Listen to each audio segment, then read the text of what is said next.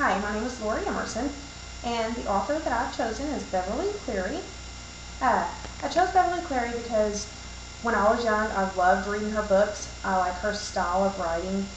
She's very humorous and writes a lot about stuff that kids deal with at school and at home, and makes it funny and easy to read. They're very easy to read books. I can definitely see her using her in the classroom to teach with.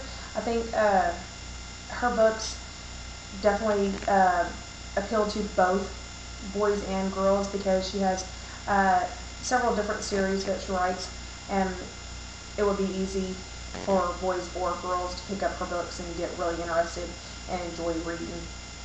So I want to scoot the camera a little closer so that you can see the board, and then we'll get into her life a little bit.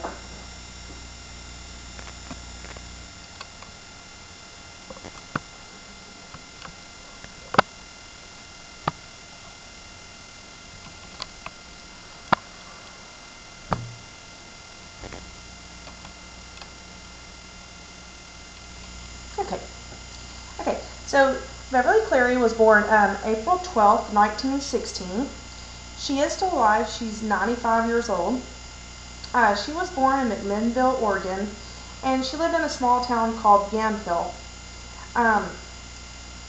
Her life story is very interesting, and I didn't know this until I started doing research on her. But although her mom was a school teacher and they lived in a really small town, they didn't have a library, so her mom acted as a librarian by having the state library send books to them, and then she had a library over the top of a bank for kids to come to. Well, with her mom being a teacher and them having a library, you would think that Beverly Cleary would have been an excellent reader. However, that wasn't the case, and they found that out immediately when she started school. She was very far behind and struggled with reading, and they put her in a group kind of like resource, but it was called the Blackbird group, and it was definitely not a group that you wanted to be in as a young student. And then it wasn't until third grade that she caught up and started excelling in reading.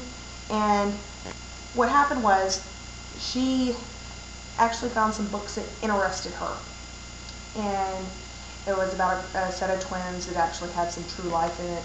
And whenever she found those books and developed a love of reading, then she was able to start excelling and she also, at that point, by the time that she was in 7th grade, she knew that she wanted to be an author, and the main reason that she wanted to be a children's author was because she thought that children needed to have books that dealt with everyday life and that were humorous. And so that's what led her to being a children's author. Her main series of books deal with Ramona Quimby. Her books start whenever she's in kindergarten and follow her up through school. And so Ramona's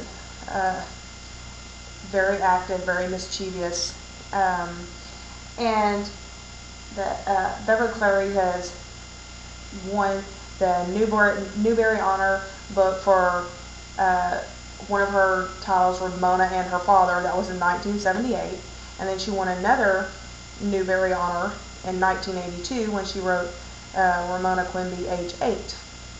She's also won a National Book Award for Ramona and Her Mother. So several of her books in this series have won lots of awards. Also, another great book is Dear Mr. Henshaw. That book has also won a Newbery Medal in 1984, just 2 years after one of the Ramona books won. The Dear Mr. Henshaw is about a boy who has divorced parents and writes. He does pen pal letters with an author that he reads his books, It's really a very comical book, but it's very different than Ramona. Um, the Ramona books and several other of her series would appeal to girls more, where Dear Mr. Henshaw is both sexes. And Runaway Ralph, also Ralph S. Mouse. There's a series of those books that could go either way as well. She writes a series with Henry and Ribsy down at the bottom. So there are several series of books that she's written that appeal to lots of different age groups and different boys or girls, either one. So uh, another thing that I thought was really neat was that in 2000 she was named a living legend by the Library of Congress, and also April 12th is celebrated as Dear Day. That's capital DEAR, and that stands for Drop Everything and Read. That's in her Ramona books. That's one of the things that happens in the classroom. But it was also happening in Beverly Cleary's life whenever she was growing up.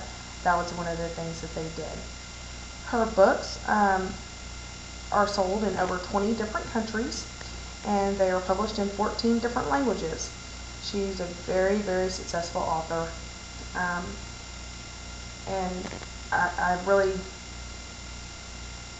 would suggest that any teacher have her books in the classroom. Very light reading, easy, fast-paced, and just really humorous. So, thank you for listening to my report on Beverly Cleary.